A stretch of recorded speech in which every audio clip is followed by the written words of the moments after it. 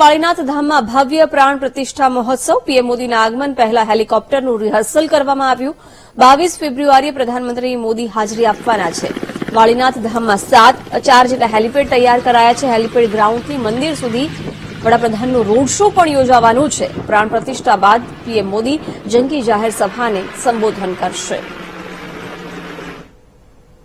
વાળીનાથ ખાતે પ્રાણ પ્રતિષ્ઠા મહોત્સવ ચાલી રહ્યો છે। પ્રાણ પ્રતિષ્ઠા મહોત્સવના આખરી દિવસે એટલે કે 22 તારીખે અહીંયા પ્રધાનમંત્રી મોદી હાજરી આપવાના છે, ત્યારે તેમના માટે અહીંયા તો આપ જોઈ શકો છો જે 4 જેટલા હેલીપેડ તૈયાર કરવામાં આવે છે। અહીંયા પ્રધાનમંત્રી નરેન્દ્ર મોદી તેમજ ગુજરાતના મુખ્યમંત્રી ભૂપેન્દ્રભાઈ પટેલ સહિતના જે નેતાઓ છે તેના માટે હેલીપેડ તૈયાર કરવામાં આવ્યો છે।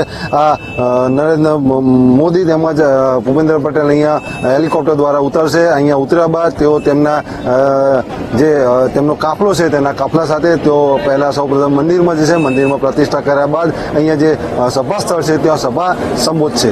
વિશેષ પટેલ, વીટીવી ન્યૂઝ, મહેસાણા।